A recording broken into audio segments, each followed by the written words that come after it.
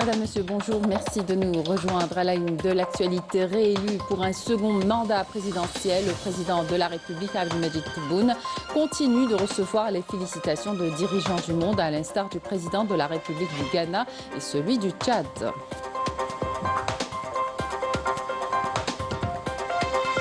Il sera question dans ce journal d'exportation de produits électriques made in Algeria. D'abord avec cette nouvelle cargaison de pièces détachées pour compteurs électriques destinés à la Tunisie et puis d'un générateur pour turbine à gaz, un produit compétitif sur le marché international. Dans l'actualité également, la naissance à Bruxelles d'une alliance historique scellée par le Front Polisario et le Parti national du RIF qui vient mettre à nu les pratiques du régime du Merzen contre deux peuples qui luttent pour leur indépendance.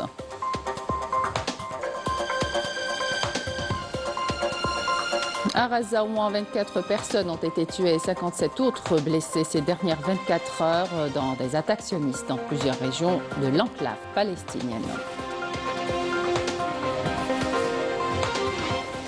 Bienvenue à tous. Le président de la République du Ghana, Nana Addo Dankwa Akufo-Addo, a félicité le président de la République, Abdelmadjid Tebboune, pour sa réélection pour un second mandat présidentiel, affirmant que sa victoire à cette échéance confirme l'efficacité de son approche politico-économique adoptée depuis son élection en 2019. Le président ghanéen a souhaité poursuivre la coopération et renforcer les liens d'amitié entre l'Algérie et le Ghana au service des deux peuples.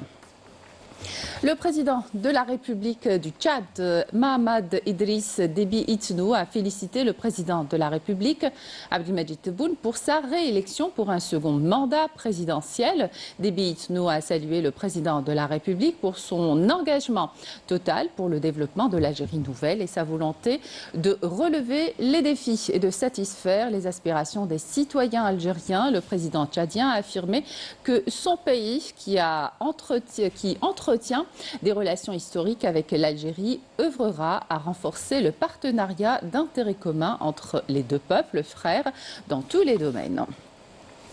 La Cour constitutionnelle a proclamé hier Abdelmadjid Tebboune président de la République algérienne démocratique et populaire pour un second mandat suite à sa victoire à la présidentielle du 7 septembre 2024 avec 84,30% des suffrages exprimés. On écoute. Le nombre total d'électeurs inscrits à l'intérieur du pays et à l'étranger est de 24 351 551, alors que le nombre total d'électeurs votants est de 11 226 065. Quant au taux global de participation, il est de 46,10%. Le nombre de bulletins nuls est de 1 764 637.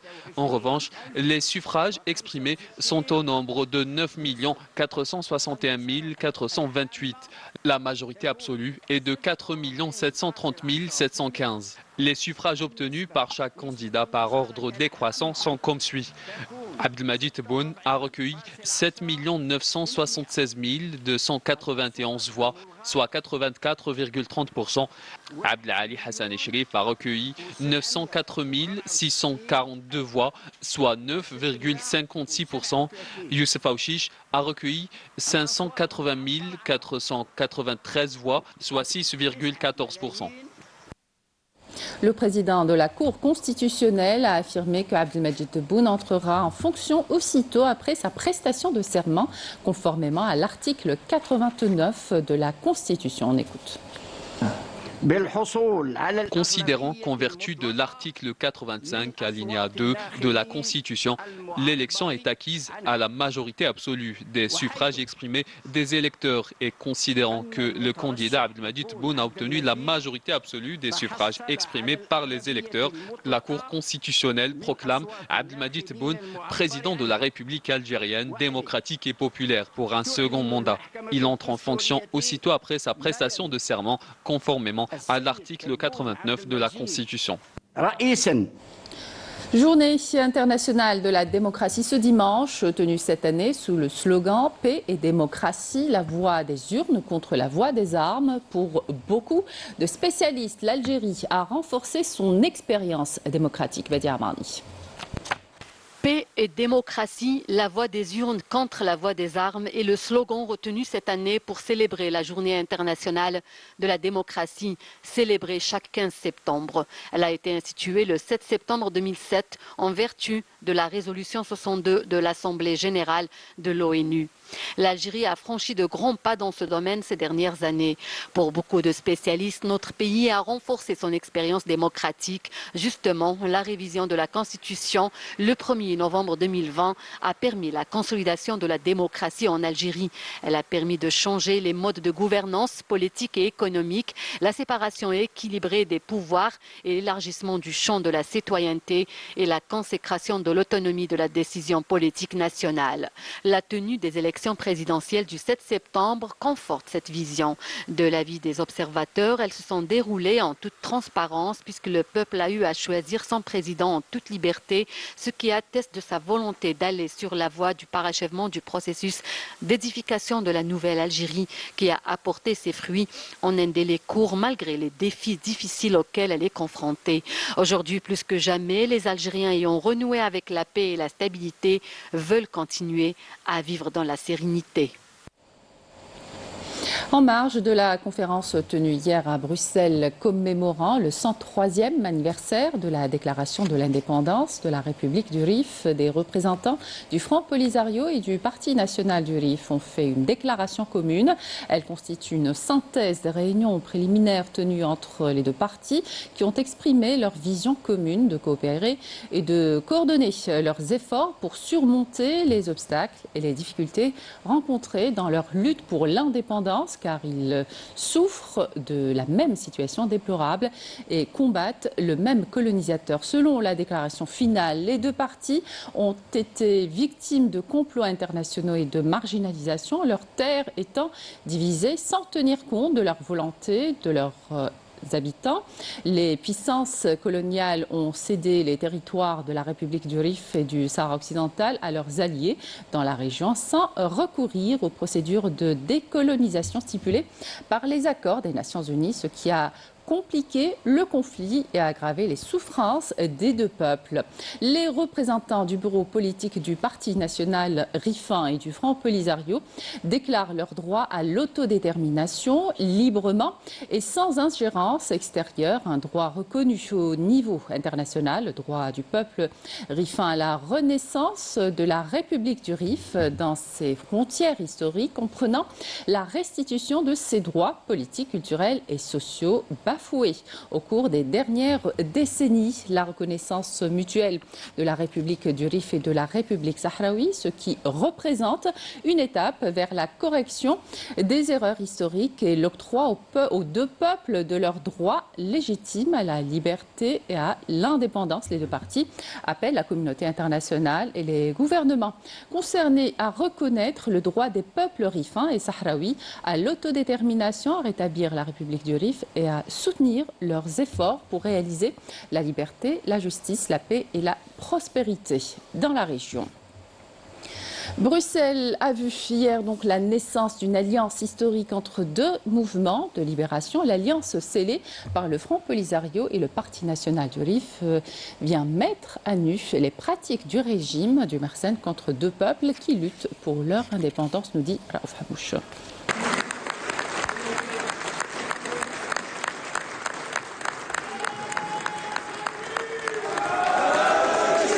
Deux peuples et un combat contre le même colonisateur. L'alliance historique scellée par le Front Polisario et le Parti national rifin vient dénoncer les agressions que subissent les Sahraouis et les Rifins. Une alliance dictée par des défis communs que le Front du Polisario d'un côté et du Parti national rifin de l'autre sont appelés à relever ensemble face à un système qui a colonisé le Sahara et le Rif, mais également le Maroc. Deux peuples opprimés décidés à recourir à la justice pour recouvrer leur souveraineté. Des causes justes de plus en plus soutenues à travers le monde. Je saisis cette occasion pour réitérer le soutien de l'Afrique du Sud à la lutte que vous menez pour votre indépendance. Une lutte qui rappelle la lutte menée par l'Afrique du Sud contre le régime de l'apartheid. Les Africains sont appelés aujourd'hui à vous soutenir.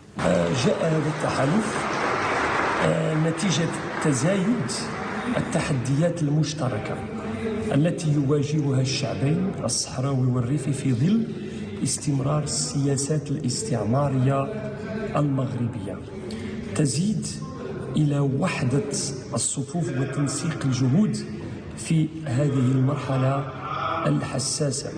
بالطبع هذه المرحلة الحساسة جعل هذا التوقيت مثالي لتشكيل هكذا تحالف يهدف إلى الدفاع عن حقوق الشعبين الصحراوي والريفي. Face aux mutations et au développement rapide au niveau régional et international, les Sahraouis et les Rifins espèrent que cette alliance renforce leur marge de manœuvre face au colonialisme marzanien et unifie leurs rangs pour une bataille déjà à l'intérieur au niveau des terres occupées, mais aussi au niveau international, dans la continuité des efforts afin de promouvoir la cause de la libération et de l'indépendance des deux républiques sahraouis et rifaines, mettant en évidence notamment les sévices subis par les Rifins.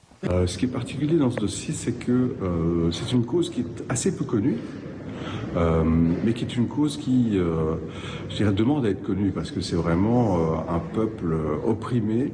On connaissait l'oppression dans le Rif, mais que cette oppression en plus soit identifiée à une nationalité, à une nation, c'est une découverte pour moi qui en fait quelque chose de particulier.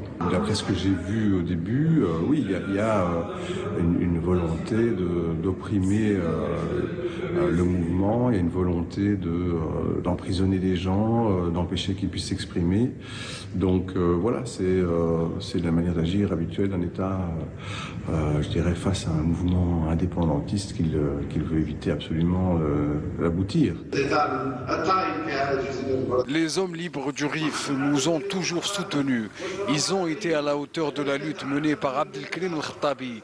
Ils ont été une source d'inspiration pour les mouvements de libération. Leur soutien a été inconditionnel dès le premier jour de l'invasion marocaine.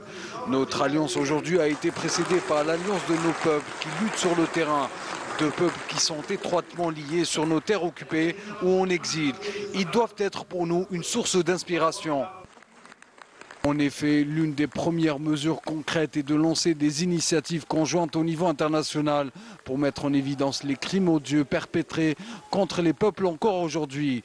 Les deux parties prévoient également d'organiser des conférences et des dialogues élargis visant à unifier les rangs des peuples rifins et sahraouis, ainsi qu'à construire des partenariats régionaux et internationaux pour soutenir leurs droits. Et de nombreux Rifins sont sortis hier manifester contre la répression qu'ils subissent de la part du régime du Marzen dans un contexte socio-économique désastreux. Ils militent pour dénoncer la marginalisation dont ils font l'objet en poursuivant inlassablement leur lutte. Walid Yousfi. Des centaines de Rifins ont à nouveau investi les rues de Bruxelles pour dénoncer les pratiques du Marzen qui, depuis plusieurs années, tentent d'effacer leur identité et les empêcher de s'exprimer librement. Les militants de la République du Rif dénoncent aujourd'hui le mutisme du régime du Marzen. Nous sommes sortis aujourd'hui pour rappeler la date d'indépendance du Rif en 1921. Le Marzen applique une politique d'expropriation des terres en forçant les Rifins à s'exiler. Nos terres sont offertes aux sionistes. La marginalisation est aussi une pratique courante que subissent les Rifins. Certains s'insurgent aujourd'hui contre la situation socio-économique désastreuse dans laquelle ils sont plongés. Ce qui attire l'attention, c'est que le Marzen tente par tous les moyens de casser les Rifins et leur politique qui prend de la force de jour en jour. Nous savons très bien qui nous sommes et assumons parfaitement notre identité.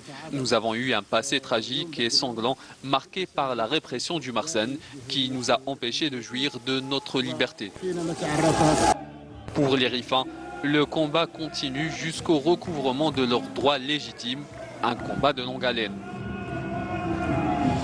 L'armée sioniste a commis ce matin 3 nouveaux massacres dans la bande de Raza. Bilan, moins 24 personnes qui ont été tuées et 57 blessées ces dernières 24 heures. L'aviation sioniste a également ciblé une maison située au quartier Sheikh Hardouane, au nord de la bande de Raza. Plus tôt ce matin, les forces sionistes ont pris d'assaut des quartiers d'Al-Khalil et Khan Younes et ont empêché les ambulances de transporter les blessés et les personnes décédées à l'hôpital. Et puis sachez que 4 personnes ont été blessées lors des attaques sionistes au nord de la ville de Nabatia, dans le sud du Liban. Des frappes sionistes ont également visé les périphéries de Shabara, Kafr Hamam et Bab Thalathine. Retour en Algérie, le générateur pour turbine à gaz Made in Algeria, un produit compétitif sur le marché international. Récemment, une opération d'exportation de cet équipement électrique a été effectuée vers l'Irak par l'usine de la Société Générale Électrique Algéria Turbine de Batna. Plus de précisions avec Yemina Saïchi. L'usine de la société GEAT de Ain Yagout, située dans la wilaya de Batna, a procédé à l'exportation d'équipements électriques vers l'Irak. Une opération rendue possible grâce à des partenariats commerciaux importants sur le plan local et international. La cargaison est composée d'un générateur pour turbine à gaz d'une puissance de 300 MW.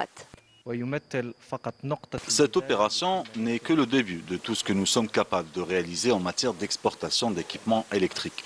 L'usine de la Société Générale Électrique Algéria Turbine a réussi, grâce à ses partenaires Sonalgaz et General Electric Vernova, à acquérir l'expérience et la maîtrise nécessaires pour proposer un produit compétitif sur le marché international. Cette opération s'inscrit dans le cadre de la mise en œuvre des instructions des hautes autorités du pays visant à sortir progressivement de la dépendance aux hydrocarbures à travers la diversification des activités économiques et commerciales et la valorisation du produit national. نحن في إطار مفاوضات الآن مع عدة شركات في دول.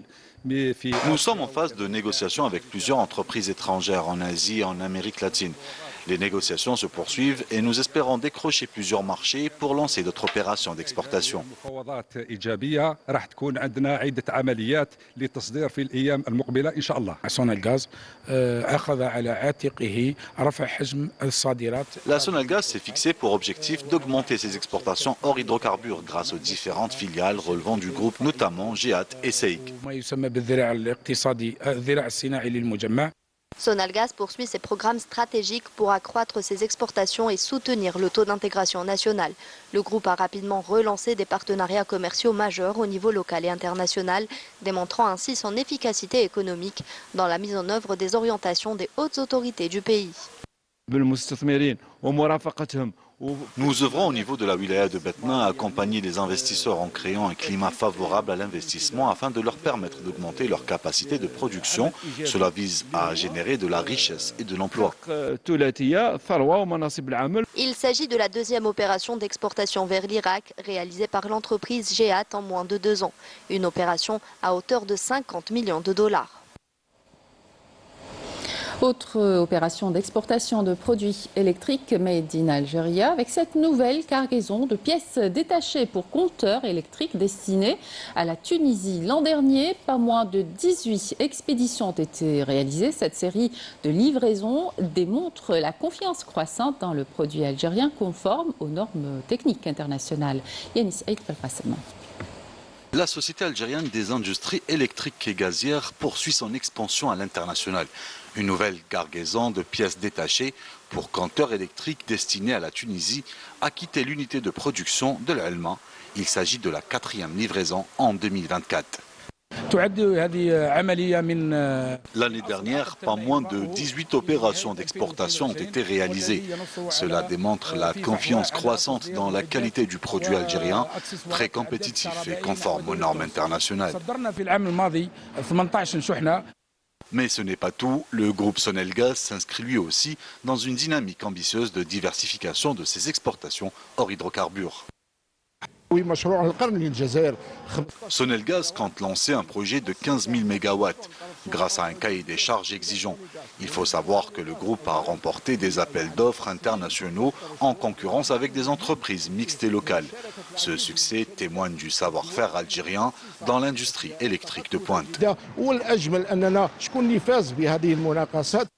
Cette réussite, c'est aussi le résultat d'un investissement massif dans la formation de jeunes ingénieurs et techniciens diplômés des universités et écoles de formation algériennes.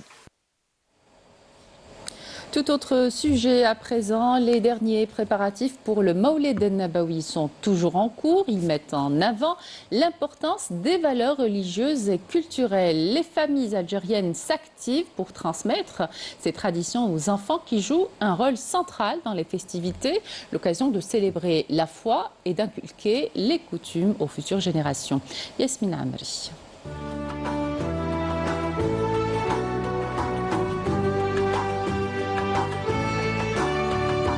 Dans cette crèche, le Mawlid al-Nabawi revêt une signification particulière. Les rires des enfants se mêlent aux chants religieux, tandis qu'ils découvrent l'histoire du prophète Mohammed à travers des activités ludiques et éducatives. La célébration de la naissance du prophète Mohammed devient ainsi un moment d'apprentissage et de partage, où les traditions sont transmises avec douceur et créativité, éveillant chez les enfants un attachement précoce à l'héritage spirituel et aux valeurs religieuses.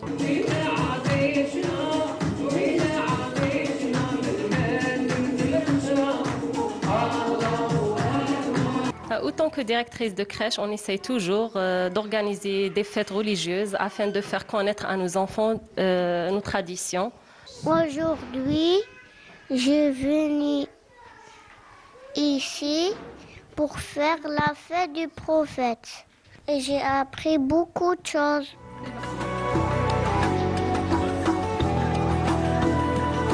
Dans les crèches, comme dans les marchés, une ambiance tout aussi festive y règne. Les étals sont truffés de décorations colorées et de bougies, tandis que les commerçants et les familles s'activent pour célébrer le Mawlid.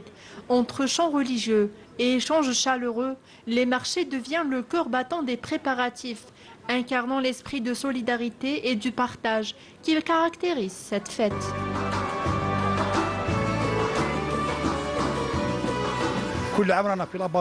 Nous préparons toujours la célébration du Mawlid bien à l'avance, car notre peuple aime les festivités et les clients sont toujours présents pour faire leurs achats. Comme chaque année, nous célébrons cette occasion et il est préférable d'enseigner à nos enfants les valeurs religieuses. Comme chaque année, on vient ici au Bled pour passer la fête du Mouloud avec notre famille. Et c'est top, c'est magnifique. La fête du Mawlid al-Nabawi n'est pas seulement une célébration religieuse, mais aussi une occasion pour de transmettre des valeurs et de réunir toutes les générations dans un esprit de paix et de générosité.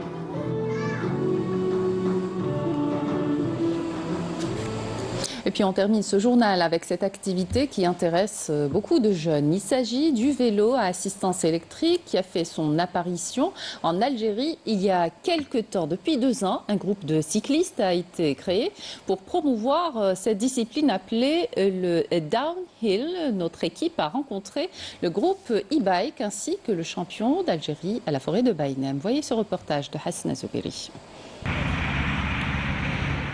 À la forêt de Baïnem ce week-end, nous avons rencontré un groupe peu commun, un club aventure passionné de downhill, cette discipline extrême où l'adrénaline est au rendez-vous. Ils sont là pour partager leur amour pour ce sport et la nature qui les entoure. On faisait auparavant le vélo de descente, le VTT de descente, proprement appelé le DH, downhill. Donc on le faisait, on va dire, à 50% de vraies performances, vu le risque, parce que c'est une discipline qui a beaucoup de risques. On prend beaucoup de risques, vu la vitesse, les virages, les chemins techniques, etc. Donc l'idée, c'était, on pratiquait cette discipline depuis un moment, tout en sachant que le DH ou l'enduro, c'est des disciplines reconnues par l'UCI. Donc il y a des compétitions et tout, UCI. C'est qui font partie de l'Union cyclisme internationale. انا نبارطاجي هاد لا براتيك هاديه والناس يعجبها الحال سيتو كيشغل ديكوفراو هاد لو فيلو الكتريك باللي يعاونهم بزاف لي روندوني يعاون في لي ديسون هادوما يعاون في الجبال يعني خرج ما صدقنا حاجه ما شاء الله. Le downhill ou descente à vélo est un sport extrême qui allie technique, vitesse et endurance. Chaque sentier est un défi, chaque descente une nouvelle expérience. Pour ces aventureux, l'e-bike offre un nouvel élan permettant de conquérir des terrains encore plus difficiles. Avec les VTT AE, l'avantage c'est quoi? C'est qu'on a des vélos qui font la descente. Donc vous pouvez faire avec des sauts, des virages relevés, etc. Donc on fait avec ce qu'on faisait avec les vélos musculaires. Parmi eux, un champion, Mohamed Namaoui, le champion d'Algérie de downhill, nous raconte son parcours à travers les compétitions nationales et internationales. Il gravit les échelons pour devenir une référence dans cette discipline. Le VTT, j'ai commencé en 2016, donc je faisais du vélo avant, je faisais d'autres disciplines comme le BMX, comme route et d'autres disciplines. C'est qu'on est la première génération, donc on va trouver des problèmes, ça va pas être facile, tu vois. Au-delà du sport, ces passionnés contribuent également à la découverte des sites naturels d'Algérie. De Baïnem à Chréa, chaque descente est une opportunité pour promouvoir le tourisme local. Leur sortie attire de plus en plus de curieux, intéressés à découvrir les richesses naturelles du pays, tout en pratiquant un sport en plein essor. وحنا ديجا نديبلاسيو بزاف نروحوا بارتو يعني ديبلاسينا بلي فيلو هذوما الغوابي كامل جزنا عليهم وكاع مشيناهم ما خلينا حتى بلاصه ومازال ان شاء الله مازال زيد يكبر الجروب ونزيدوا ان شاء الله بروغريسيو.